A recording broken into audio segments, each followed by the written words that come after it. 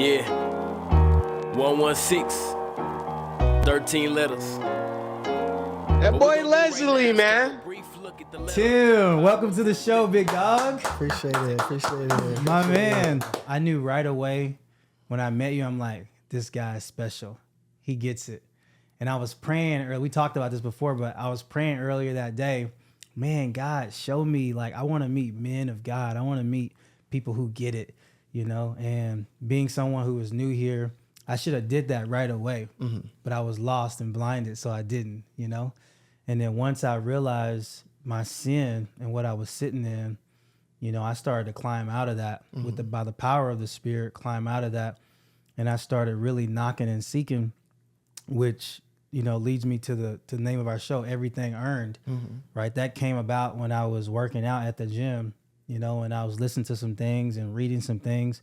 And I realized, wow, like that word believe, it's interesting that we were talking about the word believe, but that word believe in the New Testament means goes on believing, right? Literally means that in the present continuous tense. So when a Greek person was listening to that as they're reading John's letter or John Mark or whoever, as they're reading that letter, that's what they should be thinking. Right. Goes on believing. To those people, he gave the right to become children of God. To those people, he was going to grant them eternal life because they went on believing. They went on knocking. They went on seeking. You know, they went on asking. And I felt like in my own life, I didn't go on. Right. I got fed up with God. Felt like he was picking on me. And I just quit. I convinced myself that, man, I guess you taught me all these things to just let me spread my wings and fly. So you got me out of that dark pit so that I could now do this, so I can go make money, so I can go build my own. Right. And I convinced myself of that, and that's why I live that way. But that's why the show is called Everything is Earned. Like, yes, grace is free.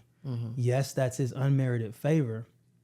But if God's going to look at you on the last day and say, well done, my good and faithful servant, that means you did something. Right. That means you went on doing something, right? It's like you've earned this in which you're about to step into. You've earned that in a sense, right? So that's where this comes from. Everything is earned, right? There's two sides of the coin, you know? And when I saw you, I'm like, man. Months and months ago, he's like, Tim T, I'm going to have him on the podcast. I was like, okay. Great. Literally, cool. Just like that. Literally. Just like that. Yeah. Like, it must have been like, it was like right after he met you. And I was like, amazing. I'm going to go take my dog out. Let's talk to you later. Man, I prophesied it, bro. I'm like, we got to have that guy. So I just want to mention a couple things. Shout out to Shannon Sharp and Club Shay Shay. I know this right? guy have like a card reading it off, but I just wanna do it off the top, man. You're a good freestyle guy, but dude, you're an encourager, man. You're a carer, you're a giver. You love hard, you know. I don't see, and I've never seen any loveless acts in your footsteps, bro. Like, you're very intentional, literally intentional. Man, you're full of life. You're vivacious. So I'm Leslie Uriah Hastings, one of your hosts. Well, good deal. Yeah. I remember the first time I seen Les. We was at as a matter of fact, I seen him at Moxie's, and I seen him wearing the Everything Earned. Before I had moved to Dallas, two of the guys was my best friends. One was in real estate, and the other one runs construction. And every time I came to Dallas, it was like, hey, man, when you come to Dallas, we're going to go to Moxie's. And I was like, cool. So then I kind of ended up, you know, sometimes on the weekends when I would come up here, I'd, you know, that's where we'd end up going to eat dinner. And then when I moved out here, I became, you know, unfortunately, I became a regular there, like a lot of other people. But I remember seeing him wearing that Everything Earned, and I was like, man, you know what? It spoke to me. Off the muscle, it spoke to him. I was like, wow. I was like, man, I like that. I wonder if that's his personal brand. And yeah, and you know, you left, didn't see you again. Seen you another time, and I was like, man, that's that guy again. You know, and you know, you speak about the spirit that you carry. You know, last time I seen you, we were here. You spoke about the space that you were in, and how you were in that space of a man in search of self, and how you weren't too sure of how you would have responded to anybody approaching you at the time because of the dark space that you were in. And so I seen you that second time, didn't see you again. And that third time I seen you, it was a few of me and my boys there, and we was watching the game. You came in, you was sitting at the bar, and I wasn't sure if you were staying or not. I was like, man, you know what? And I looked, I said, man, there go bro again. I need to, this time I'm gonna get up, and go introduce myself. And next thing you know, I looked, and then you was gone. I was like, man, where did you go? And then I turned around and looked again, and there you was back there, and you was grabbing your food, and you was getting ready to leave out a Moxie's. And I got up out of my seat, and I met you right at the door. And I pulled up on you, you know what I'm saying? I introduced myself, and I was like, hey, man, is this your personal brand? Was there any way that I can find it, so I can support it? I like it. And we exchanged so much information within personal stories and, small testimonies. Like within 10 minutes, it was so fruitful. And I was like, man, yeah, we most definitely got to connect. It was a lot shared in that moment. And that's when you shared with me. It was like, man, I've been praying that God connects me with some like minds. This is what I've been searching for, so on and so forth. And yeah, we kind of reached out here and there. You busy with work, me in the process of trying to build my fitness brand at Cowboys Fit. And it continued on, and then you got your membership, and I began seeing you around, and every time I seen you, it was always love. Always. You know what I'm saying? Just always love, always encouragement. And for me, there's nothing like meeting people in whatever space they're in, and celebrating one another wherever you are in your journey.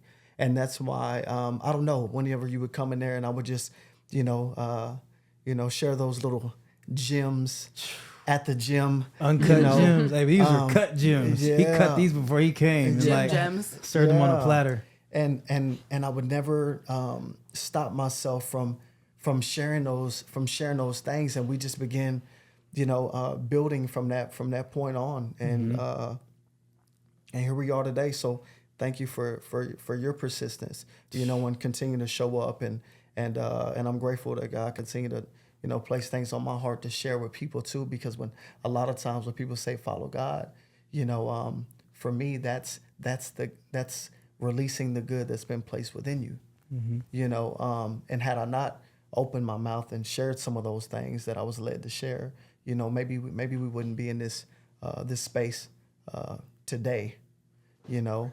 So yeah, man.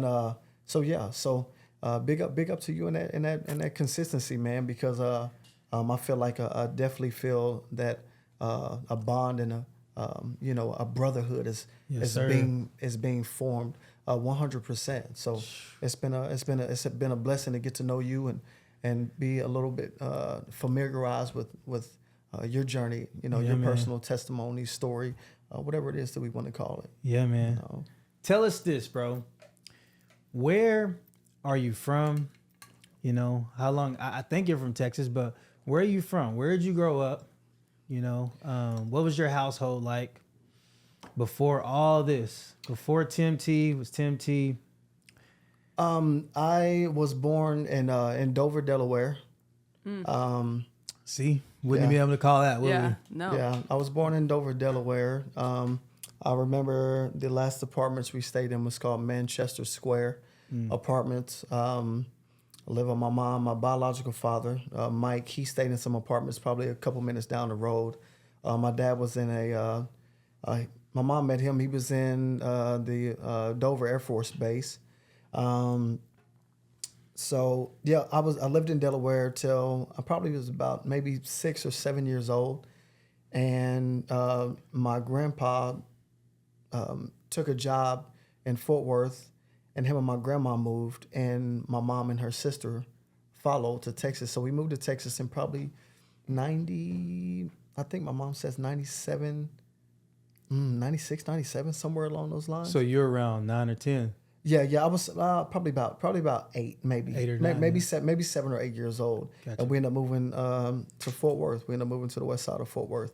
stayed in Lackland Court Apartments. It was a rec center called Artie Evans, like right across the street, where we spent a lot of time going over there and hooping and stuff, Wow.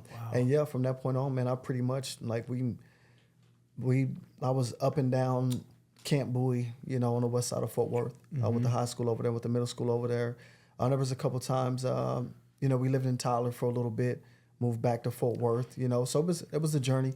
And that's far east, right? So you got, what is that, about 3 hours from Fort Worth or 2 hours? Tyler. Tyler, yeah. Yeah, I believe it's about 2 hours. So that's quite a jump, right? When you in state. How come you guys moved all the way over there? You know what? My grandpa took a job out there. Oil or what? No, he was he used to manage the kitchens at the county jails. Wow. Yeah. Okay. Yeah.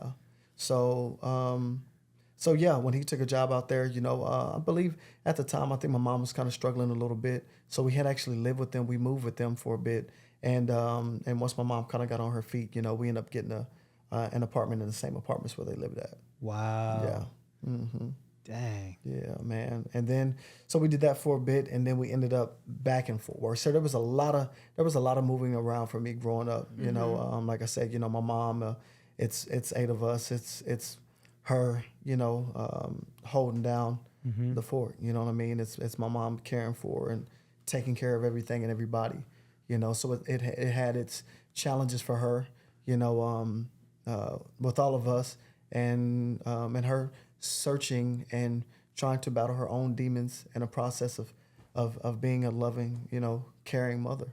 So whenever you moved around, Tim, were you able to stay connected? 'Cause this is back in the day, right? Yeah. I'm not sure if cell phones are even, maybe the flip phones are out, I but know, right? were you able to stay connected with the relationships that you would just be like on the brink of building in that community? These different apartments you lived in, Right. went out to Tyler, you probably met some guys. You were in Yeah. sports your whole life, right? Yeah. So were you able to keep in connection with these guys? And if not, when were you able to develop relationships that actually took root, that were eventually consistent in your life?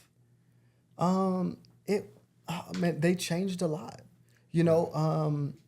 It's crazy because one of the families that we were really close to that stayed upstairs from us in Tyler, we stayed in some apartments called Shallow Road, and we're still family friends with them as well. Some of the families that we met when we very first moved to Texas, we are still family friends with till this day. My best friend, my boy Jermaine, met him when I first moved to Texas. He lives in Houston now. All of our families, wow, it's amazing. When I look at that, these families that we met when we very first moved to Texas, we are still in connection with them all of these years later. Miss Glenda and Don, they were in Tyler. They were a family that we were close to. We're still in connection with. Miss Glenda just requested me on Facebook the other day. You know what I mean? And she knew me as a little boy. So as far as being in connection with a lot of the friends that I had then, we always moved back to the same neighborhood. We never got away from the west side. Wow. So anytime we moved there, we moved to Tyler, and we moved back to Fort Worth. That's what we was going right back to the west side. We was either living on Las Vegas Trail or we was living in Como. It was Las Vegas Trail was on one end of Camp Bowie and Como was on the other end. We all went to the same, high schools, same middle schools, same elementary schools. So I would always run back into the same people, and those friends that I was connected to back then, a lot of them I'm still connected to this day. I spoke to you about my boy Daniel Clark, my boy DC. That's that brother that it speaks about in the Bible, that friend that sticks closer than a brother. He has been that guy. A lot of the friendship that I have that I'm still connected with today are 20 plus years old. That I'm talking about. We've been through it all together. We have seen some of the a lot of our mishaps, our shortcomings, the worst at the time, to witnessing each other's rise and the best of where we're at today and the best is yet to come. Right. You mentioned that your mother was like the rock of that's what I heard when you were speaking about your mom. She was the rock of the family, the provider, right? She kept everything in order. Right. Do you feel like that's where you got that sense of like hard work and urgency to take care of yourself and your family? Yeah. My mom always made a way. Even you know, my mom was also she was very, very giving, very loving. But she was 100%. You know, she was her worst enemy as well. But my mom always made a way. Never made excuses. She could hurt, and the way she carried it, you would never know. She was that solid. That solid. Queen Beast. Yeah, 100%, bro. Even if she didn't have it, she'll tell me you know, I was gonna have it. It didn't matter. It didn't matter what it was. You know, I didn't miss a meal, even if it was. You know, I don't know if Vienna sausage and sardines. Let's go, baby. Some crackers. Sister, me and my sister was talking about it the other day. I said, man, my nieces and nephews. I said, you cooking? I said they eating good every day. They don't have not the slightest idea of what a bologna SOS cheese. is. You know, have you ever heard of SOS? I think, remind me. It's called shit on. They call it shit on shingles. Oh no, I never heard of that. Yeah, man. You know what I'm saying? Like, He said, "Oh no, we didn't eat that." And all it is, I mean, worst come to worst, I'm telling you. You know what I'm saying? Like it was gonna be some ground meat. Okay. Right. So, and that grease in that pan. Yeah, I know about that spam life. Oh yeah. So so you cook that ground meat, right? And then when you get that ground meat out the pan, it's gonna be some grease in there. So then you take some flour and you mix it in there and you season it up and you turn it into gravy.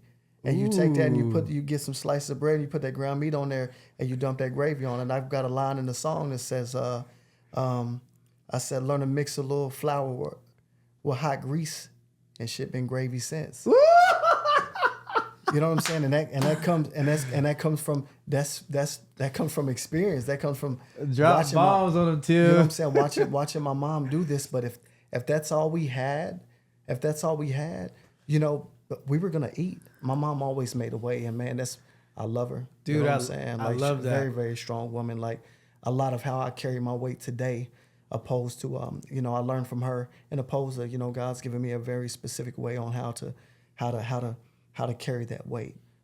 You'll never know unless I open my mouth and speak to you that I'm battling with something. I bring the same energy in that gym every single day. You'll never know.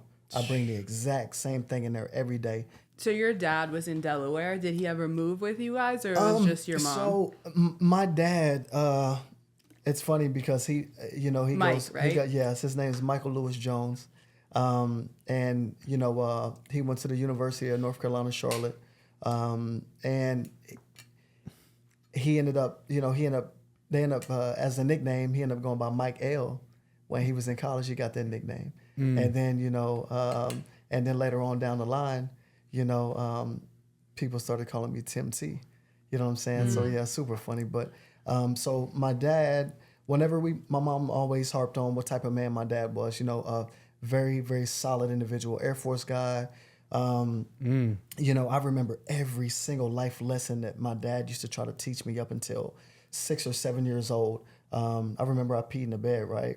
And he woke me up, show me how to, you know, he took the sheets off the bed, showed me, you know, took everything off the bed, showed me how to put them back on. You know, he put them back on, and then he made me do everything again. I remember he brought me a bike, and it was huge, and I cried because I didn't want to ride it.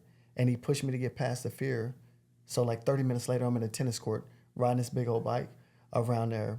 But long story short, you know, solid man. Always been a very insightful, wise, man, spiritual. He's a very smart man. And so my mom said they never had any issues until she told him that she was moving to Texas and she was taking me with her. You know, she said, you know, they had never had any, you know, never had any issues. And so yeah, that happened. My dad and I stayed in contact for a bit. Like I said, it was a lot of moving around. You know, like I said, it was a struggle. You know, I spent a lot of my childhood in elementary. You know, we got evicted a lot. You know what I'm saying? Like I said, a lot of people, you know, see today and they're absolutely clueless to what a childhood for me was like. You know, did you ever actually see the eviction notice? Oh, 100%. Or did your mom tell, hey son, we're moving? Did you see like a Oh yeah, no. Like the constables was coming in like, You know what I'm saying? And my mom would like, let him move it. Let him do the damn work. You know what I'm saying? But off we go. Yeah, I mean, we could look back and laugh at it because the woman that has blossomed into, man, it's amazing. But so we moved around a lot. My dad and I, we stayed in contact a bit. And I remember one specific time I was supposed to go with him during the summer. And so my stepdad, Timmy, had moved to Texas with us. That's who was pretty much, he was around more than my biological father. And I was supposed to go out there to spend the summer with him. So wait, your stepdad was named Timmy? Uh-huh. Yeah, his name was Timmy. Yeah. Wow. Okay. Yeah. So so I was supposed to go spend the summer with him. And I remember going to the airport. He booked my flight and everything. And he was on the other side waiting on me. So my mom and Timmy, my dad, they took me to the airport, and I got there, and I hugged my mom and them. I hugged my mom, and I hugged Timmy. You know what I'm saying? He got down on one knee, and he hugged me, and he was like, he cried. He was like, "I'm gonna miss you, son." And I've never seen him cry before. So whenever that happened, like, I don't know, it did something to me. And I looked at my mom, and she was like, "Well, baby, you don't have to go if you don't want to." And I was like, "No, I don't want to go." And I didn't go. But she was like, "But you're going to have to call your dad when you get home and tell him, that you're not coming to see him." So I remember calling my dad, and he didn't pick up, and I was super nervous. And I left him a voicemail, and he called me back.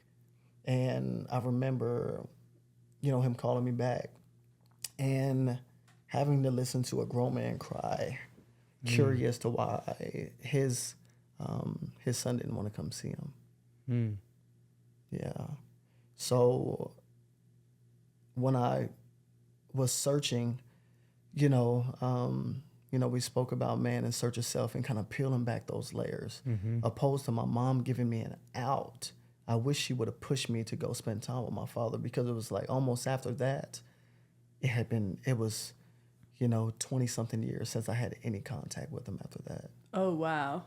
Yeah. So my biological father and I literally just got back into contact probably, it's been it's been about 2.5 years now, to where we've been back in contact. But yeah, like after that happened. So that's like very recent. Oh yeah. So after you didn't go back to, he was in Delaware still. After you didn't go back to Delaware, was it like he stopped trying to reach out, or like you mutual? No, we moved around. We moved around a little bit more. Like I said, it was journeying. He stayed in contact with my grandma, and then eventually, we just lost contact. So that's very interesting that you mentioned that. I've been studying a lot, and Taylor, I mentioned this to you about an hour or two ago, but I remember I said I wrote my mom a letter. But I've been studying transgenerational epigenetic inheritances. Like, what do you feel like? Because it sounds like there's a lot there. There's a lot to unpack. You do like a whole show on that. But what do you feel like you've inherited from your father? This is before you met him. Now you've kind of reconnected with him. What do you feel like you've inherited from him that you've been able to utilize in your life on the positive side, but also something that maybe you struggled with or was an issue that you couldn't quite ever put your finger on? It's like, where is this coming from? But then when you met him, learn more about him from either your mom talking about him or just meeting him or whatnot and communicating with him.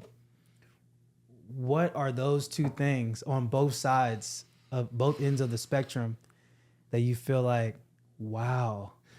Yeah, 100%. So he writes poetry. When my boy Jay, his wife found him, she found him in a newspaper article because he was playing the flute at a children's art museum. So my musical gift comes from, I got a lot of that from my dad. Wow. Yeah, 100%, because I cannot read music. R. Kelly over here. Yeah, you. Don't say that now. I can't. Whoa. I'm about to get canceled. Don't cancel me, please. No R. Kelly over here.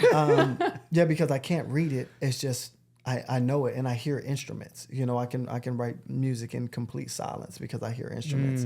The gym.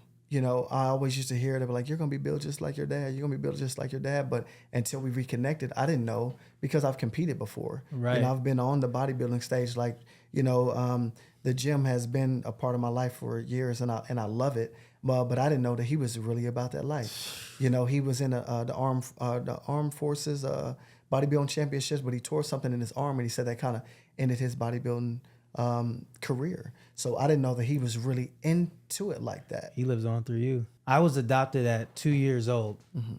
So there was a good chance I would have never met my mom or my dad, but I met them both when I was like 21, 22 years old, right? There's a lot about each individual that is in that same predicament, or you just gone a long time without being with your father or your mother. You didn't have that care or whatever. There's so much there that needs to be unpacked that can't be unpacked or unlocked unless you put on your boots, strap them tight, and go and seek that individual out. If we don't understand both parts of ourselves, you know, the things that we pick up, you know, or the things that we've, you know, like you said, the genetic pull, you know, from both parents, that there will be a piece of us missing, man, that you don't understand. And whenever you put these things together, like I said, it's like, I've always seen one side of things. I've always seen one side of the things that I picked up from my mom, but I never seen. I had an idea from the very beginning. I can go back up. I'm telling you, up in 6, 7 years old, and look at them like, I probably picked this up from my dad. I probably picked this up from a. But now I'm like, it makes so much sense. You know what I mean? And you will feel more complete. But not having that, I always feel like it'll be that little. We can say otherwise, but from a place of truth, I can say that there will always be that little part of us missing, or that's curious, that will surface from time to time. It makes me think of the quote from Mark Twain. You guys know Mark Twain, Huckleberry Finn? Did you ever read Huckleberry Finn? No. I didn't either. I was supposed to. I never read. Don't know how I got through grade school. But he said the two most important days of one's life is the day that you were born, and then the day that you find out why you were born. Yeah, that's a popular quote.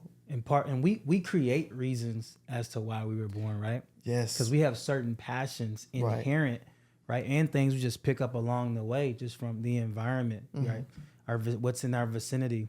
But man, there's those things that are in your genetic gene pool that you just inherited. It's been infixed. Right.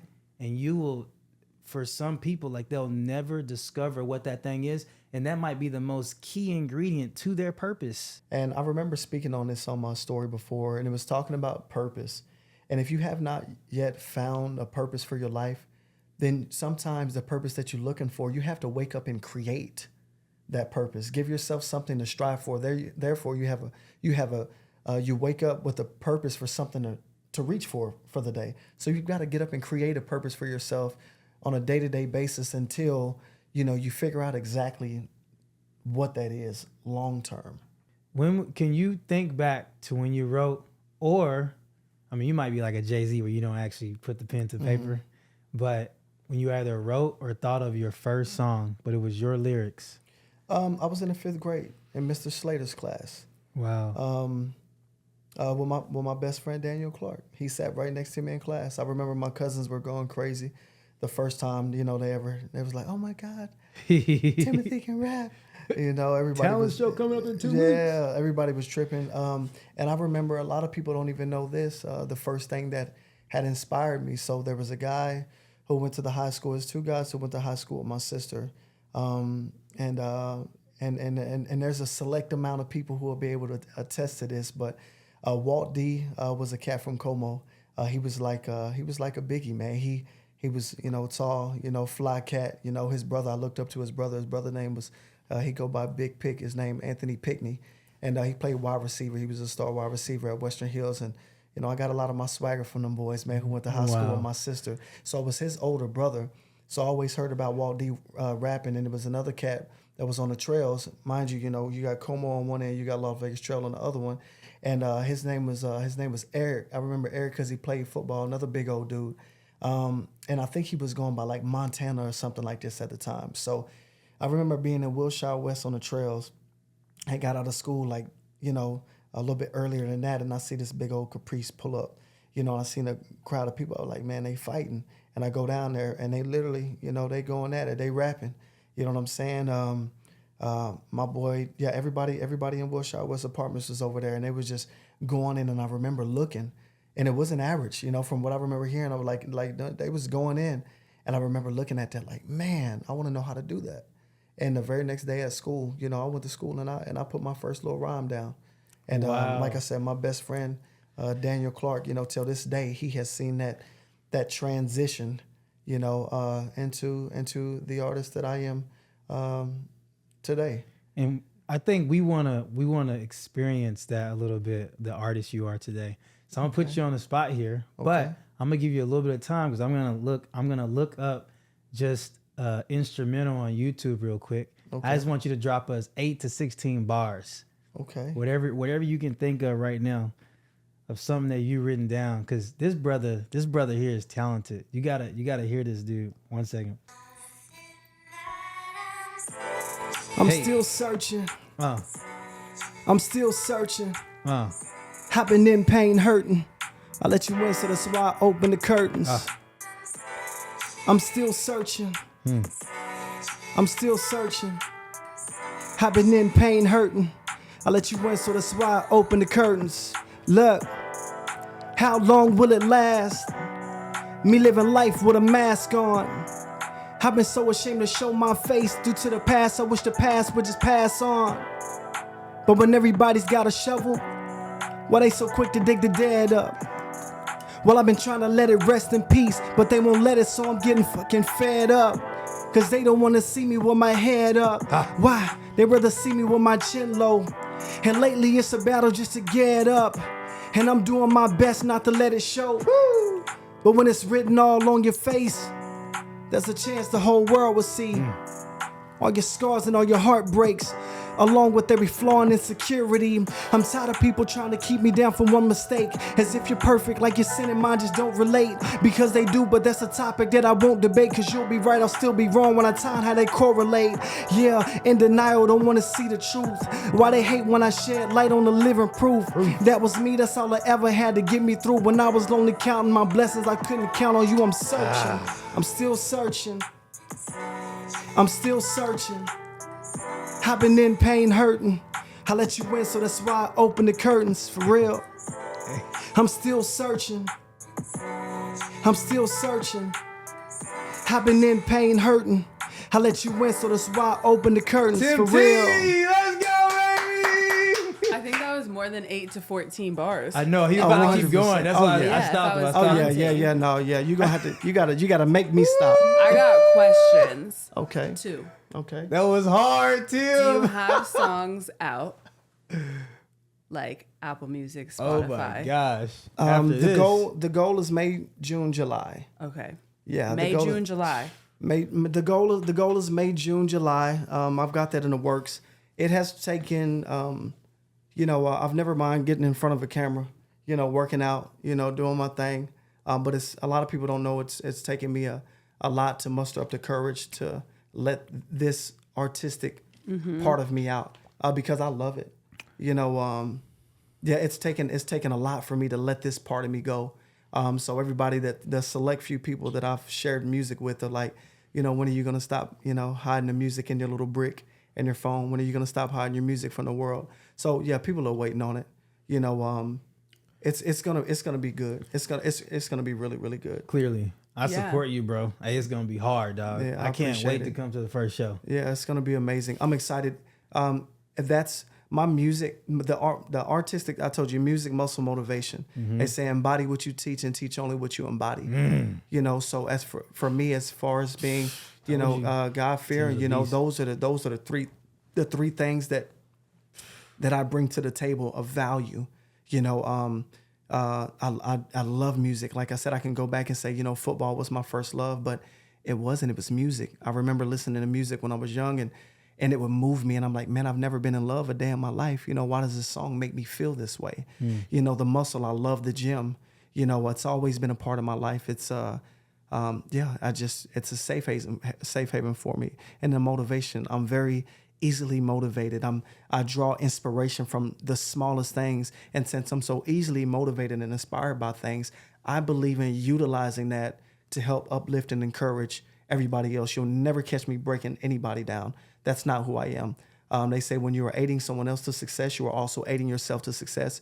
When you are encouraging and edifying the next individual, you are also encouraging and edifying yourself. But that same bad luck that you wish upon someone else is the same bad luck that you're wishing upon yourself.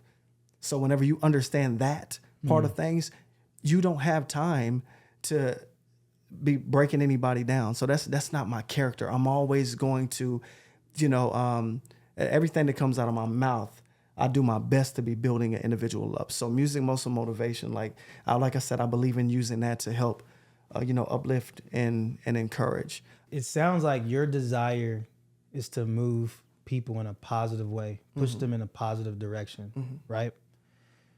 Where do you feel like someone else or something else had a desire to inspire someone else and you were that someone else?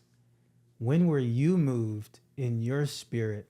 When were you encouraged to the point where it birthed this person, Tim T? My upbringing is a lot of what, produced me up until 22 years old. A lot of people know me, and this is really the first time that I've spoke about this like openly, especially this platform. I've been very guarded with it, considering, I'm in a corporate setting. And then those who grew up with me are very familiar with the story. So a lot of where this inspiration comes from, that fire and desire to push people in a positive direction or to share encouragement, began taking place for me when I was 22 years old. And I probably made one of the most selfish, rash, unthought out decisions of my life. And and it sent me to prison. I did 11 and a half years in prison. I've been home for 2 years. Yeah, see, like I would have had no idea. Just listening to everything you said before you just said that, spoke those words, is mind-blowing. Yeah. That is mind-blowing to me. Yeah, it was a journey. Wow. I went from, living my best life at the time and making money and thinking that I had it all figured out at 22, to being money hungry, chasing a dollar sign, greed, not because I was a bad person. I was never a bad person. I ran the streets, but wanting more, caused me to make a very rash, unthought out decision that. And I say unthought out because had you go through those channels and you think about who else you're going to hurt by making that decision, you don't think about you're going to hurt your mom, you're her first son. You don't think about that you're going to hurt those 3 innocent boys of yours. You grew up without your father. And the moment that happened, it's like, oh my God, it's not supposed to be like that. For my boys, I grew up without my biological father. I don't think about my sister that sacrificed everything to always make sure that I was good no matter what. It didn't matter what it was. If my grades was on point, I was doing what I was supposed to do, especially when I was really locked in football and knew I had an opportunity to earn a scholarship and go play college ball. My sister would give her last dime to me. So I say unthought out because I didn't think about the people that I would hurt by making a decision. And the enemy was so I ended up being a lookout for a robbery that went bad. 2 people ended up being harmed. But the enemy was so crafty that I was like, oh, well, I can go be a lookout for a robbery and be a mile and a half away from the crime scene and not be there, and I can get the same cut. Oh, I'm good. But the enemy's so crafty. That's what he made me believe. But you're just as much a part of this crime as anybody else is, And I can go back and reflect during those dark days in that cell. And I remember God speaking to me like, you're not supposed to be, like, leave. Normally, I'm always the guy to be like, bro, like, y'all tripping. Y'all think about doing what? Man, get out of here, bro. Y'all trip. That day, I wasn't that guy.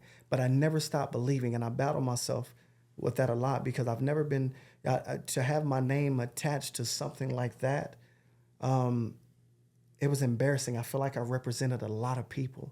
I had a lot of good stuff going on whenever I got locked up.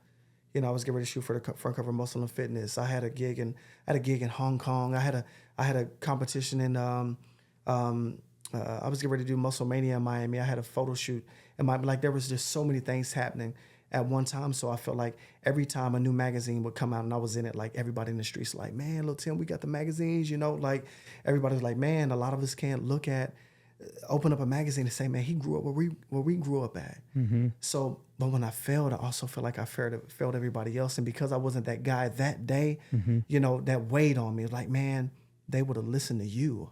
And because I wasn't that guy that day doesn't mean I wasn't still that guy. Mm-hmm. Because we'll feel like that. Mm-hmm. Like you felt that moment. Yeah, I did, you know, but it doesn't mean I can't get up and still shed that type of light. Like, nah, that's not it. Like think, you know, I love that separation. Yeah, of an act versus a being. Right, exactly. Like, and that's why I had so many people support me going through that, because they knew my true character. Mm-hmm. My character is golden. Even after going through that 11 and a half years in prison, never imagined I was most likely to succeed, less likely to ever end up in a situation like that a day in my life.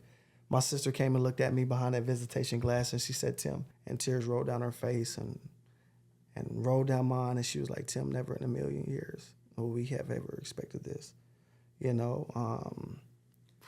So it was, it was a journey. Imagine waking up every single day. I was facing life without parole. I'm waking up. I'm used to eating salt grass every other weekend. So let's pause right there. Okay, that's this is jam packed. He just said that he was facing life, and on paper it says Timothy Thomas, life without parole. This is what you're facing. Yeah. Oh my gosh. Yeah, so, that weight, and on top of that, never having a criminal history, never being locked up before. When I got to the county, they had to keep everybody separated. So I had 4 co-defendants. Okay, it was 5 people. So they had to keep everybody separated. So when that happens, then the case was high profile. 4 people was picked up. They came and got me 6 months later. So I thought I had made it, you know. And, you know, so yeah, it was a big deal whenever it happened. Everybody was tripping like, oh my God, you know, they just picked him up, you know. So wait, so they picked everyone up before you? Yeah, they came and got me 6 months later. 6 months later. Yeah, they came and got me. You said it was 4 other people? Yeah, it was 4 other people, yeah. So they got all 4 of them? Yeah. Oh, wow. Yeah, so I thought I had made it. Clearly you're out right now, Tim. So out of those, it's 5 total, right? Yeah. You're one that's out. Who else is, well, I don't want to, we don't have to say whatever, but like, how many? There's one other person out. That's out. So 2 out of the 5 are out. Yeah. And then the other remaining 3. Yes. What are they facing? As of right now, I don't know what one of the guys is, but he was on death row. And then 2 life sentences, and my cousin's got a life sentence as well. A life sentence. Mm-hmm. And he's a beautiful person too, man. Just put ourselves in a bad spot. Right. My cousin is, he's a beautiful person. You know, Texas is one of the places that has the law parties that states co-conspirators are held equally responsible for a crime. So I can go do some damage, and you could have little to no knowledge and be there, and they will charge you like the same. They will charge you exactly the same. So I believe they're trying to get rid of it, you know. So I'm praying that he's got action on his appeal, you know. So if they do get rid of that, now he can appeal. He can get back in court, and I believe in my heart of hearts that he'll be home one day, for sure. I believe that he's got action at that. Wow. Yeah. So whenever that happened, like I said, there were so many people that had to keep everybody separated. So I've never been in jail before. So right. So you get saved. So you get high profile. So here I am. Like I said, I'm at least at the time I think I'm living my best life. You know. And you had never been to jail before, like no. like juvenile. for a night, nothing, like nothing. Nothing. So I go from not even juvie. Not even juvie. So I go from that, off of living the way that I enjoy living, to being handcuffed and shackled to my waist And everybody wears green jumpers, but when your case is high profile, you got to wear a red jumper. Oh, wow. And you got to get handcuffed and shackled everywhere. So I literally was my hands were cuffed. They were shackled to my waist, and then from my waist to my ankles, I would have to walk around. Oh my with gosh. handcuffs. And then I was in the cell. When you hear people saying 23 and 1, so I was in the cell 23 hours a day for 2.5 years straight. So I would be So that's how I was stuck like that. For you come out 1 hour. 2.5 years. Mm-hmm. That was one of the biggest. That was one of the biggest battles, because it's just you're stuck in this box. Right. Did you like mentally that has to be, wearing isn't even the word. Like It was very like insanity provoking. Oh yeah. I mean, I met guys in there, because your rotation might come around, your hour might be at 3:00 in the morning. You're going to be asleep. So you're not going to want to come out. So that means you might be in a cell for 38 hours before you come out, or 42, you know what I mean? And you just never know. Like, it's not even you can get in a routine. Right, like, it's just like... Very, very difficult for you to get in a routine, So I met guys in there, and they were normal, and 3 months later, they had lost their mind. Mm-hmm. They were on psych medications and stuff, and I would just like, oh my God. I would read my faith to faith. I would read my Bible, and I would literally sing and write songs. There was a dude that was next to me, and I would just be singing. And I'd be like, man, my bad. I'll be through the van. My bad, bro. I'm like, man, if I'm singing too loud, just tell me to tone it down. Be like, no, you over there jamming, bro. Go ahead and crank it back up, So, but it was crazy. But the amount of favor that I had in a place like that, if they could roll the cameras back, would blow your mind. God's favor on my life throughout this whole situation would blow your mind if they can run the tapes back. Wow. So for 2.5 years, you were in SEG. They call it SEG. Uh-huh. And then after that, you went to... I went to general population. Yeah. Did you ever feel like you were like losing grasp of your sanity? It was, no, because I knew, I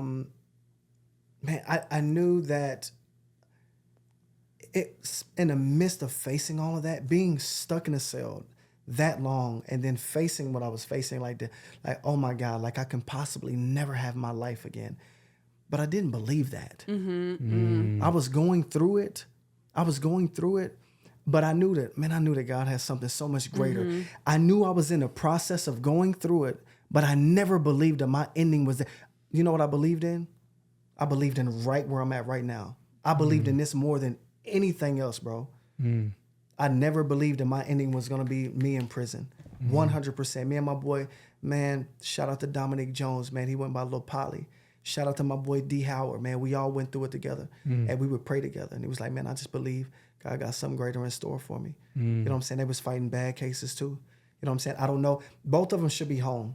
Both of them, I don't know if they are yet, but I'm pretty sure they are. But yeah, man, big up to them guys, because we spent a lot of time praying. We spent a lot of time praying, like, man, and having conversations with each other. Like, man, I don't believe that this is it. That's why I tell people, you don't identify with the problem. You are going through a rough patch. You are not the rough patch.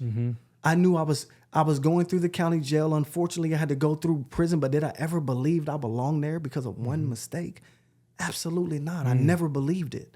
I had to go through it, but I never believed it. People tell me today, they say, man, Tim T, bro, I don't know how.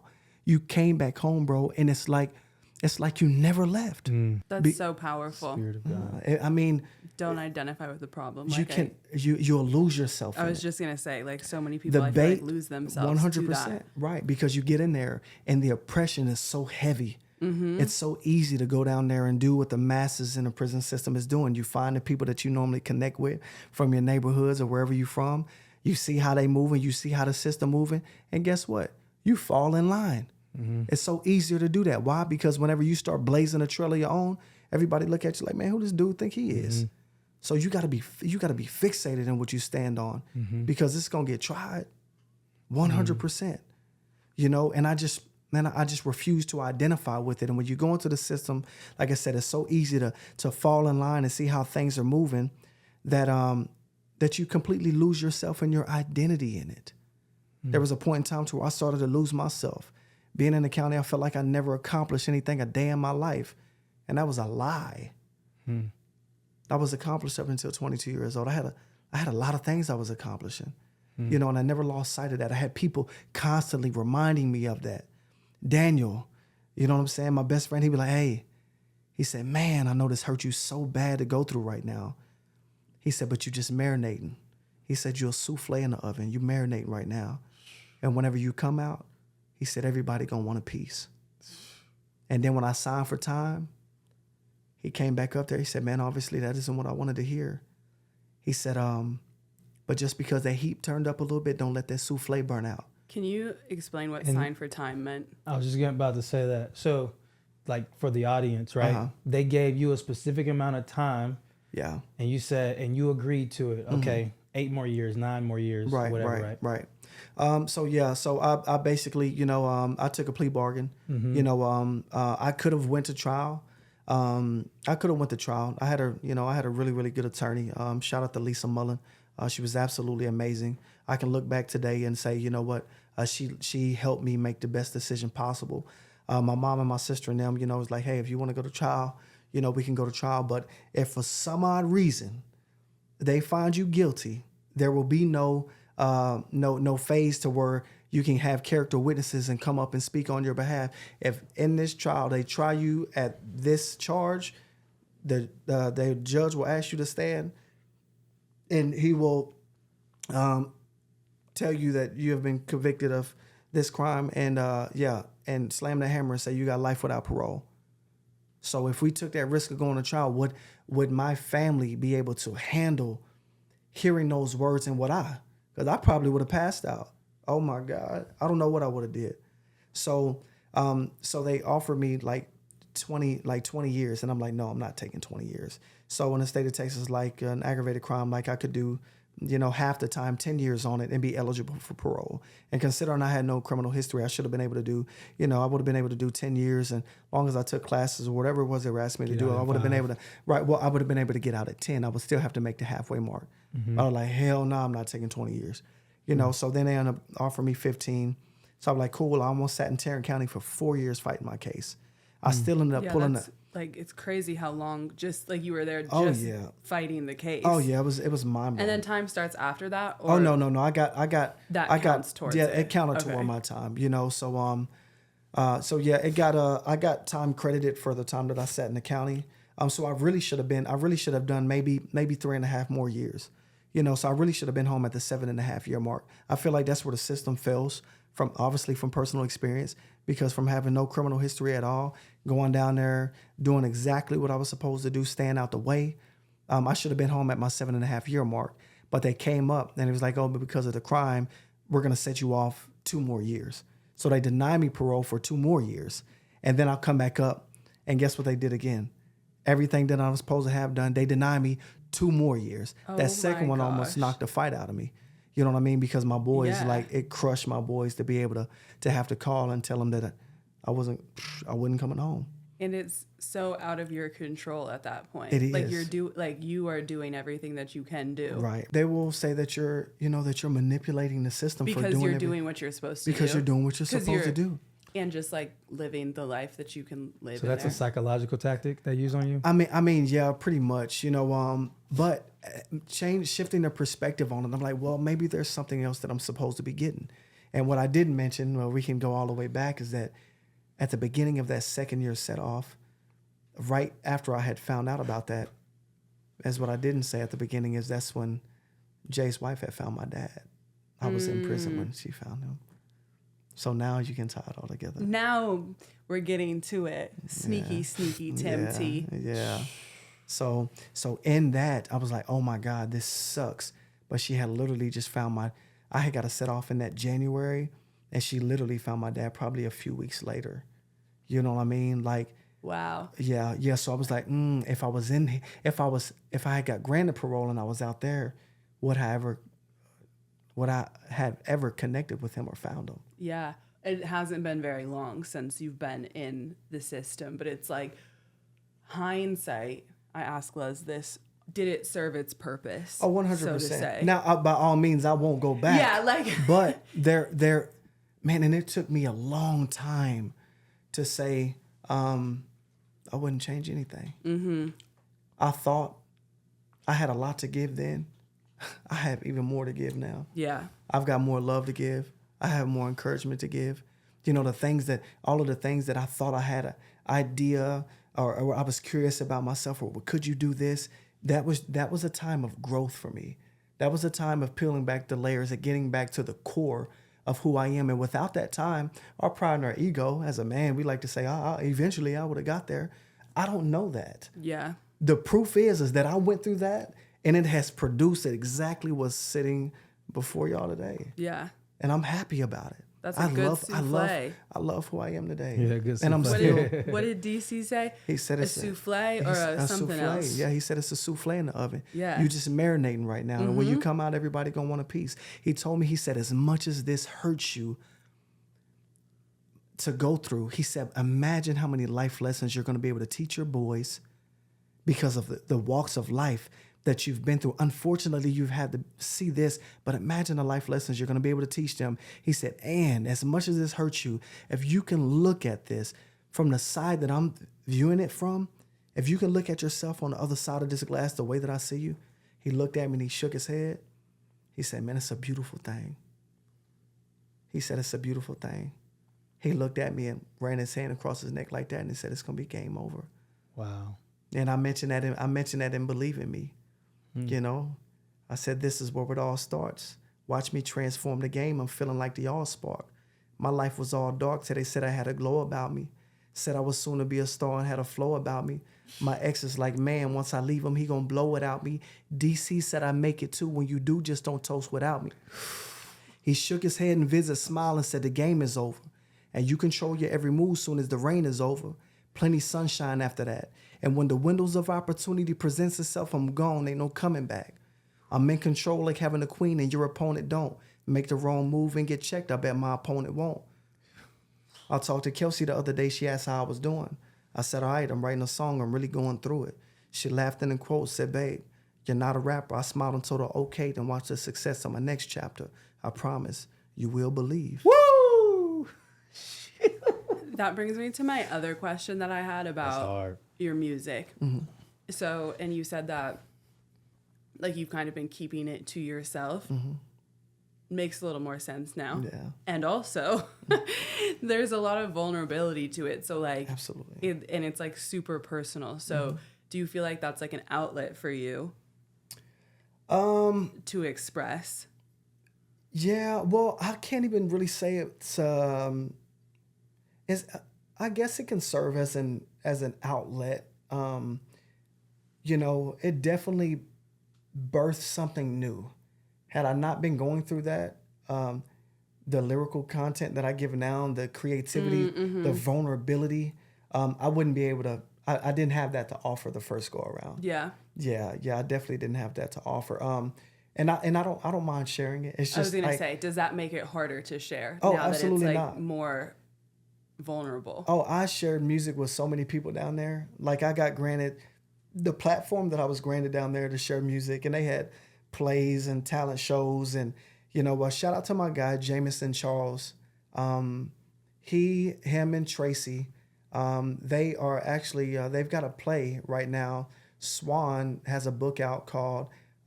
He wrote a book called Saved-ish, right? And he also has a play right now called Sometimes It's Hell Getting to Heaven, and they just had a play in Beaumont. So Tracy, he made a poor decision when he was young. It cost him 20-something years in prison. Swan, the same thing. Jameson Charles, and both of these guys are the ones who used to hold the plays and stuff on Cofield, and they always used to ask me, Tim T, we need you to do music. They're like asking some of these dudes to write something conscious is like, I forget whatever analogy he came up with, but it was clever. But he used to always tell me, there was like, man, there's plenty of talented guys around here, but we always choose you because of your character, and yeah, we need you. So we putting the pressure on you. Like, so come on with it. And, but those guys, they have brought their vision from in there out here. And yeah, they on the move right now. So shout out to those guys, man. Jameson, Charles, and Tracy, and my brother Arkansas, and my boy Pop.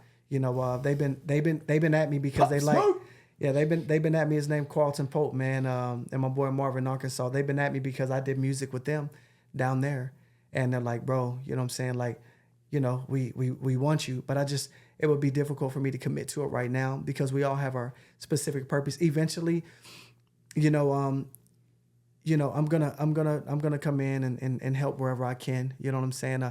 I just don't want to commit to something that I can't say, hey, I'm all in with you guys, because God has given me a specific purpose to move and to build people up in a specific way that He's given me. But about the music, like, so I was always granted a platform to share that vulnerability. Every time I ask myself that I want to share my personal hurt and brokenness with other people, every time I did that, the way that people will respond to it down there, these men with these masks on, these tough ass dudes, and I would sing a song, and to see, a grown man cry from me singing a song or being open and vulnerable, for them to say, man, I don't know how to say it like that, but that's how I feel. And I would call my sister. I'm like, man, sis, this is crazy. I had a dude cry on me today. And it used to always happen. And it still would blow my mind because I couldn't believe it. I'm like, man, I'm sharing something with you guys, and I just can't believe that it's causing people to respond this way all the time. Rec yard, they'd be like, man, what's up? I was down there with Lil Twist Dad, with Bugs. Shout out to Bugs, man. He used to always come to the rec yard with a group of people. Like, Tim T, what's up? You done working out yet? Man, we trying to go to the studio, man. Let me hear that turn my life around. Coming with requests. Like, all right, man, let me finish this workout up, man. I got y'all. You know what I'm saying? So, yeah, rapping on the rec yard and on the dorms, and, it was crazy. We used to call it bare knuckles. I'd get a pen and bro, I'd give you a whole concert on the table. Like, it was unbelievable. Tiny desk. The tiny prison. desk, then now for real, and I literally, bro, I run songs for 2.5 hours. Real live R&B music, and people are like, man, where did you write this song at? Like, I wrote it in here. You know what I'm saying? It was like, there's no way that you wrote this song in here, confined behind these barbs and this glass and these barbed wire fences and these gray suits. How did you manage to create something like this in your mind, seeing all of this that you see every day? That's because my mind was free. God allowed me to learn how to be mentally free, spiritually free, before I was physically free again. And I don't think you get no freer than that. It makes me think of Paul, the apostle. He wrote most of those epistles in prison, right? Because there's difference between the spiritual and the physical. So when you say spiritually free, you were able to war in the heavenlies. Right. Absolutely. It's sitting confined in a cell, bro. My mind, you can look at me and see me physically there, but you can look in my eyes and I was not existing in that place. So that's why you hear the saying, oh, well, you can lock up my body, but you can't lock up my mind. But did people really feel that way? No, a lot of people would come to me and be like, man, I want what you have. You know what I'm saying? They might not say it around their homeboys, but they would pull up on me at the cell. Look how Tim T, I'm in there working out with the water bags inside a commissary bag. Got 2 24 packs of water in there going in. Right. Push-ups, burpees. It served mentally. Wallow said this. It served mentally as whatever it was I needed it to serve as. You could just see it as a cell, because that's what your mind was confined in. You were identifying with the rough patch. I turned my cell into a gym, an upper room, church, recording studio, whatever a dojo, whatever it was that I needed it to serve the purpose as, bro. That's what I allowed myself to feel. You know what I mean? So my mind was free. Yeah. You know what I'm saying? And like I said, I don't think there's a better freedom. There are people out here free that are in bondage within certain situations, can't get out of relationships, still hanging on to things from childhood. Those things that's imprisonment. That's being in prison in your own mind. So you have people that are more free within themselves in prison, confined, than people out here that's in the world. That's so true. They're stuck. And I finally got that. I was like, oh my God, wow. People are really on the outside. People are really stuck. So, man, it was profound whenever that dawned on me. Like, He allowed you to see what it was like to be spiritually free, mentally free, before you were physically free again. Did that shift happen in prison? 100%. Because before that, you didn't have, were you as mentally free? I don't think so. I would like to say I was, but no way. No, I don't think so. I don't think so at all. So Tim, the Bible talks about taking off the old self and putting on the new, getting rid of your former way of living and being renewed in your, having the Spirit renew your mind. Right. So it sounds like you definitely stepped into that. And of course, that's a everyday thing. Absolutely. Process of sanctification. What would the new self, this new body that you clothed yourself with, justified and righteous and holy self, Tim, tell the old self? There's this interesting quote by Ralph Waldo Emerson, the great poet. You guys ever heard of him? Oh yeah. I've got a book Ralph by him. Waldo. Oh, that's a bad book. I got a book by him. I can't remember which one it is, but I got a bad book by him. Yeah. We gotta convene about that later. But he says the years teach much, which the days never know. Oh, you've said that to me like 80 times before. So I do. Yeah, I love do it. know. You do know. You have heard of him. So you've clearly learned. There's revelation has been poured out over you, right? And what's that one piece of revelation that, I don't want to say you wish you knew back then. I don't want to say that because it's like you don't have no regrets. But what would you tell your 19, 20-year-old self if you could? Man, I would say think. Mm. I would say, growing up, your mom would say, use your damn head. My mom would say, use your head for something more than a hat rack, right? No cap. And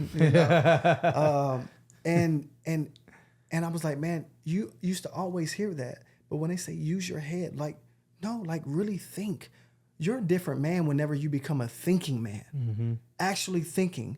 And if you allow yourself to go through the channels and think like, man, if I make this the pros and cons, weighing out things, if I react this way or respond, it will save you from a lot. It'll save you from a lot. So yeah, just use your head and think, bro. That's all we got to do sometime. If we really weigh out the options, I assure you, I guarantee it'll stop you from putting yourself in positions that you have no business being in. In every situation, just think. A thinking man he different. As a man thinketh, so is he, and as he think in his heart, so he remains. Yeah. And I used to say, that's exactly what I was just... yeah. I was just, right when you said it, made me think of that verse, as a man thinketh, so he is. Well, that, and James Allen has a book that stems from the Proverbs called As a Man Thinketh. Yeah. It's I told you, it is one of the most influential, I told you I sent 48 books home. It's a tiny blue book, right? 100%. It's one of the most powerful, impactful books that I've ever read. And I love it. It's amazing. Absolutely amazing. And I think that it's like such a beautiful testament to your mental strength, but also, I mean, there's so much that we could unpack like about the system and your time in prison, but it's like not who you are. Right. It's what you went through. But I mean, there's so many. I don't have all the questions now, but I'm a question asker. So this is a little lighter. So about 2-3 years ago, I'm traveling to Nashville from somewhere. I don't know where I was, but going to Nashville, visiting my mom's place. I knock on the door, and this old wrinkly man opens the door. I don't know who this guy is. Okay. So he opens the door. I'm like, who is this dude in my house? This is really my house. What she's doing in my house? Old, wrinkly, looked like he was about 80 years old. Come to find out, it's my cousin Moxie. And shout out to any one of my cousins that sees this. I don't want this to be seen like a negative light or anything like that. It's just interesting to me. But I go to I realize like my mom had opened up a room for him, right? But I go to the very back where he's living, and his bed, the space that he utilized for the room was maybe 1/8 of the actual room itself, right? And so my question to you, Tim, because Moxie, I have the same question. Yeah, Moxie had these little canned goods, little Vienna sausage, like they look like mini versions of what you would find at Aldi's somewhere, or Piggly Wigglies. You guys remember Piggly Wiggly? Mm-hmm. You don't remember Piggly Wiggly? You were in Minnesota. Yeah, we didn't have a Piggly You guys probably Wiggly. had Ralph's or something like that. We don't even have Ralph's. You didn't have Ralph's? We got Cub Foods. Right. So he had these little canned goods, and his bed, I promise, man, his bread. Yeah, his bread was sitting right there next to the Vienna sausage. But his bed was tiny, and it looked like a casket. It looked like a cotton casket because he had like pamphlet over pamphlet over pamphlet, and then like a little tiny pillow. And he has spent about 50 years. He went into prison at 18 Oh, wow. years Oh my old. gosh. Yeah. And he was, at this time when I met him, when I was a kid, he would make us belts. I remember wearing those leather belts with the belt buckle. I remember wearing that to school thinking I'm super cool. My cousin Mushie's in prison for murder, and like he made me this belt. Like I thought it was a cool story, whatever. Right. But I'm finally meeting this guy for the first time. And I'm wondering, who is this dude at my house? Find out it was him. I see his little setup there.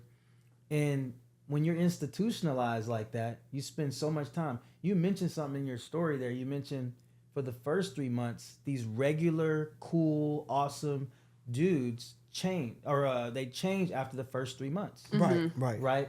Mentally, something happens. What was your experience like coming out? Because I was gonna ask that about going from Seg to Gen Pop, and also from Gen Pop to back. Yeah. Because you mentioned that, hey, what you expected, like you can tell a person's expectation by their preparation, right? And what you had expected was a direct reflection of how you were preparing yourself, Right. inside of that place, Right. So how was it for you? Because I feel like these two things are like diametrically opposed to one another. What I saw with my cousin Mushie versus, your type of mindset, how that translate to the outside world. So how it was from going from Seg to Gen Pop. Pop. Like it was nothing. It was I called an audible. I switched. I shift a mindset. I'm serious. Omaha. Yeah, you know what I'm saying. It was like, okay, this is detach. This is only temporary. Detach from it. This is where I am now. You know what I'm saying? Okay, you're no longer stuck in a cell. You got a little bit more freedom now, but be aware of how you're moving. And then I never allowed myself to become stuck. People get comfortable. I hated every single day of that place. I didn't get used to showering men. I couldn't stand it. I could not stand it. I couldn't stand it. I hated it. Man, I never allowed myself to get used to any of that stuff in there. And yeah, just like I said, I never believed I belonged there. I knew I had to go through it. It was a part of the journey to get me. I had to go through and get purified. You know what I'm saying? Now I can come out here and I can give you refiner's fire. You see what I'm saying? Now I can give you the gold. I'm giving 24 karat right now. You know what I'm saying? Before no alloy. Come on now. I had to get rid of, you know what I'm saying? I had to get rid of them impurities, and so once again, like I said, I never believed that I belonged there. I never identified with the patch. So with my mindset, it was the same thing. So you came back home to a king size bed. You didn't have a pallet. No, none of that. I tell people, I said my thing was to put my blinker on, jump out of that place, put my blinker on, jump into traffic, and you would never be able to point and say that that's a marked car. I'm telling you, I got in the car with my sister, and I still got video of it when my sister came and got me from Huntsville. I still have the video. My mom didn't know I was coming home. I came out of the room, and my niece was having a birthday party the week before, but it was icy. So they set it up. My sister and them set it up like, it was just going to be a late birthday party for her. And whenever they got a cake, my sister and them got a cake that said, welcome home. And yeah, so none of my family knew. Only two of my sisters knew. And yeah, I came out of the room, boy, and my mom was screaming tears, man. I still got video of that. I'll share it with y'all. And then whenever me and my sister been through the struggle together, and she's my best friend. I was in there about I think it might have been almost a year before it truly dawned on my sister the seriousness of the case. My mom said that they were leaving bingo and they got in the car, and my sister just sat there. She was like, "Girl, what are you doing? Like, why are you not starting the car up?" And then my mom said my sister just looked at her. She was like, "My brother." She was like, "What?" And she said my sister just bawled like a baby. And it was like my best friend. And I feel like I lost my brother. So we went through this whole process together. And yeah, so she came and picked me up. She got a video of me coming out. My hair was curly. My beard was grown out. She brought me clothes. My boy Mark sent me clothes. He knew. And I thought I can put my clothes on. They sent me out there looking like Bozo the Clown. Boy, I said, God. I'm like, you know what? And once again, it's like me. They know me. I'm like, hey, call Desi. You know what I'm saying? Shout out to my girl, Desi Cut. I love her. Great supporter. Shout out to Desi. Yeah, man. Shout out to Desi Cut, man. Probably, bar none, one of the most amazing barbers there is. Yeah, she's amazing and a great supporter. And yeah, she came up. I was like, man, we need to get a hold of Desi so she can come to the house and cut my hair. You know Barber's what I'm saying? a man best friend. What? You know what I'm saying? So my like me being me, I'm like, man, I'm ready to get out of this stuff. I want to get dressed. I want to get some real clothes on. And they wouldn't let me do that. So they sent me out. Boy, I look like a clown for real. But I was like, hey, check yourself. You know what I'm saying? Like, you're free. You're getting ready to be able to do all of that. So I hugged my sister and we literally got in the car. And we started riding. I was like, hey, I was like, does your phone connect to your car? She was like, yeah. I said, well, can you pull up that Drake Certified Lover Boy? Like, yeah. And I had to put that on that Daddy's Home. At Daddy's Home, Daddy's Home. And that was my anthem, bro. And we jumped in that traffic, and it's like I just woke up from a bad dream. I'm dead serious. No institutionalized, no nothing. I did not allow myself to do any of that. Not any of it, bro. Nothing. There was no habits, no nothing. You know what I'm saying? Completely detached from that situation. Now, I do go back and reflect if I'm having a moment or if I feel like things are getting rough. I say, somebody else down there would love to be in a position that you're in. You complaining about this right now, but your cousin, your brother has a life sentence. He would smack you right now. Like, dude, what? Bro, you tripping. There's other good men down there that are stuck in the system and they can't get out. And big up to those guys. Big up to Chris Minor. He just made parole. Ryan Moody, who was one of the dog of dogs on the rec yard down there. Dude look like Terminator. Like, when I pull up on a unit, dudes are like, Tim T, you nice? Have you met Moody yet? This dude, unbelievable, but a great mind. Shout out to the dude who was like my life coach. His name's Clayton Webb. He goes by Soul. When people hear me speak about Soul, I had amazing men. Shout out to Darwish, man. You know what I'm saying? Robert Wells. He grew up in Houston in foster cares. He was one of the amazing speakers. He was a imam or something like that within the Muslim community. Imam, a pastor. Yeah. Amazing speaker. Shout out to my boy Christopher Stratton. He'll speak and the lights will fall down in this joint. I'm telling you. Shout out to Gonzali. You know what I'm saying? He wrote a book down there called Gonzali's Treasure Chest. I had other great men who was convinced by their greatness, even in the midst of being in there, that did not waste any time pouring into me. This part of me right here, where you've pushed me to step into, this is what they've been waiting on Tim T to do, and they'll tell you that. I promise you they will. I love them. Those were great guys. You know what I'm saying? So a lot of people can talk about the people that they looked up into out there. Out here, I had amazing men in there pouring to me inside of a place like that. Yeah, Tim, man. we got to get you back in here, man. 100%. You're a beast, bro. There's so much in there, I can tell. Yeah, man. Holy cow. You got any more questions for Tim? I do, but I'll save them for later. We'll do one more. Actually, I don't have any questions right now. No. But I will have questions. Okay. I'm a thinker. Okay. Hey, that's what he said. Be a thinker. As a man thinking, so he is. Wow, man. Dude, thanks for coming on to the show, bro. No problem, man. Thank you for having me. Save the best for last.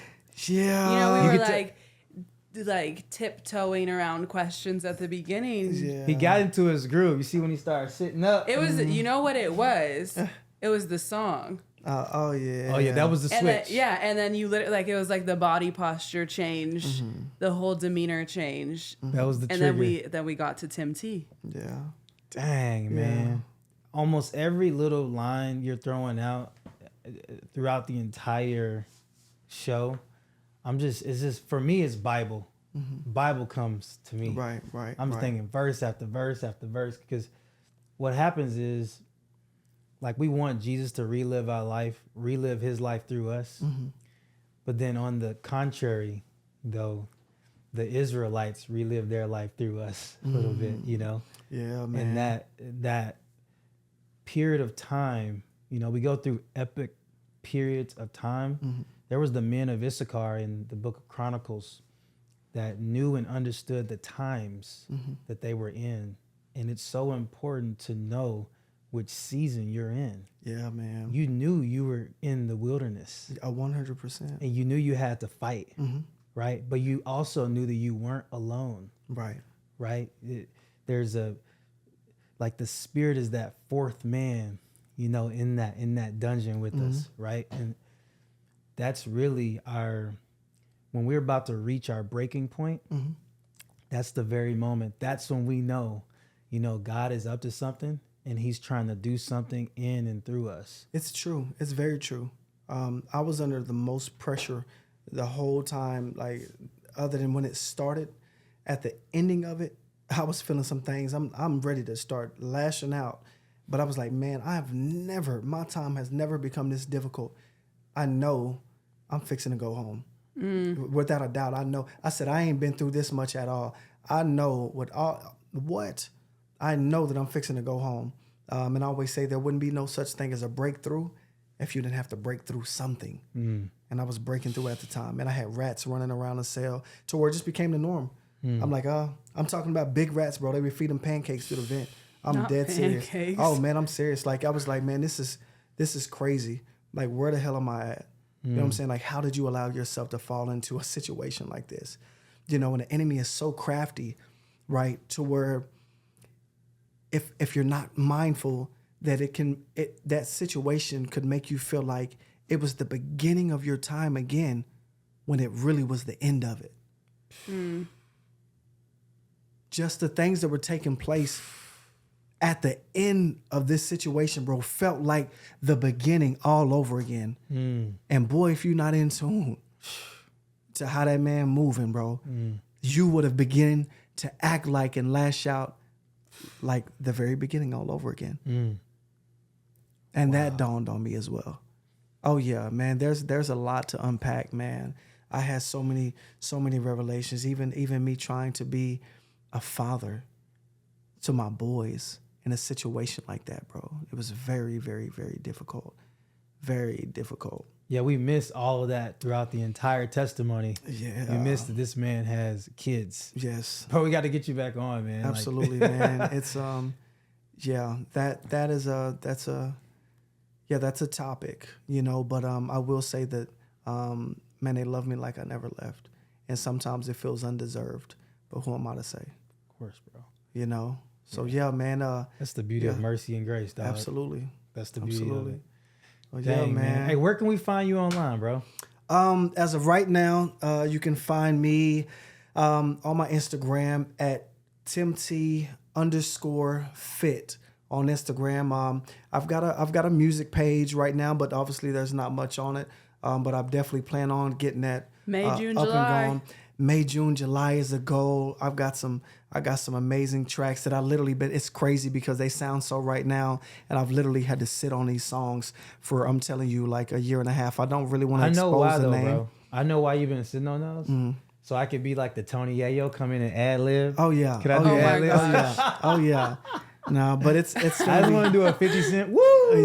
Yeah, man. Just put this man on just one record. Make his life. I can pin him a verse, but not a whole verse. Drake. What is it? Miller. Who's Drake's ghostwriter? Quentin Miller me, bro. Quentin Miller me, please. Yeah, man. Yeah, so that's the goal. But yeah, man. timty_fit on Instagram. That's where a lot of my fitness stuff goes. And sometimes I post my clients depending on, you know, where they are in their journey, how comfortable they feel. Most of them love me. All of them love me, and I love them. So a lot of times they don't mind. So I'm normally posting stuff for my clients on there. Or you're going to see me hitting a few poses. You know what I'm saying? You might catch me shirtless on there on multiple occasions, but it's all good. But I also share, food for thought. Gems. Something 100%. I'm always going to be giving something positive on any platform that I'm on because that's just what I believe in, you know. So I'm looking forward to giving people more music, more of me. I don't believe in being one-dimensional. God has blessed me with many things to be able to give the people, and it's all good. So I'm excited, and I'm looking forward to coming back on. And it's a lot. Like I said, I've got even more to give than what I had then, you know. Tim T is a Renaissance man. He's not just a personal trainer. He's a life trainer. I know because he doesn't personally train me. He has all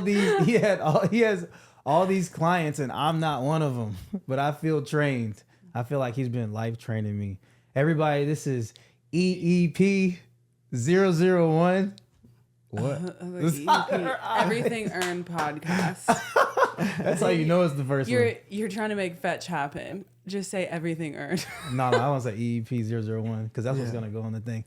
EEP 001, Tim T, thanks for coming on, brother. We love you. Man, thank you. I Appreciate you, man. Until next time, big dog. What we gonna do right now is take a brief look at the letter that Paul wrote to the Philippians. Take a look at what he said to them and how we can apply it to our own lives. Let's get it. Yes, yes, yes.